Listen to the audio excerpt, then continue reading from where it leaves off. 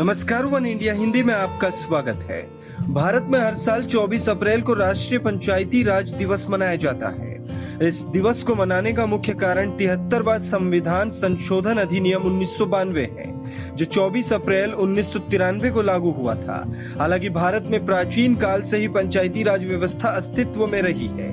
आधुनिक भारत में पहली बार तत्कालीन प्रधानमंत्री जवाहरलाल नेहरू द्वारा राजस्थान के नागौर जिले में 2 अक्टूबर 1959 को पंचायती राज व्यवस्था लागू की गई, जो आगे चलकर भारत के गांवों की विकास की मुख्य धारा बनी। दरअसल 24 अप्रैल को राष्ट्रीय पंचायती राज दिवस के रूप में मनाने की शुरुआत साल 2010 से हुई थी।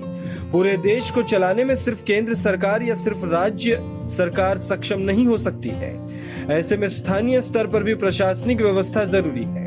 इस काम के लिए बलवंत राय मेहता की अध्यक्षता में 1957 में एक समिति का गठन किया गया था। समिति ने अपनी सिफारिश में जनतांत्रिक विकेंद्रीकरण की सिफारिश की, जिसे पंचायती राज कहा गया।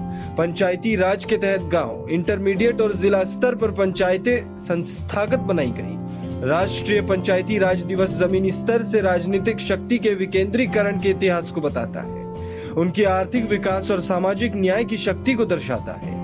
पंचायती राज के तहत गांव के स्तर पर ग्राम सभा, ब्लॉक स्तर पर मंडल परिषद और जिला स्तर पर जिला परिषद होता है। गांव, इंटरमीडिएट और जिला स्तर पर पंचायतें संस्थागत बनाई गई। इन स्थानीय निकायों को आर्थिक विकास और सामाजिक न्याय की शक्तियां और जिम्मेदारियां दी गई। इन संस्थानों में वोटिंग के जरिए सदस्यों का चुनाव होता है। भारत में पंचायती राज व्यवस्था की देखरेख के लिए 27 मई 2004 को पंचायती राज मंत्रालय को एक अलग मंत्रालय बनाया गया, जिसके माध्यम से आज देश भर में गांवों के विकास के लिए दर्जनों योजनाएं चलाई जा रही है।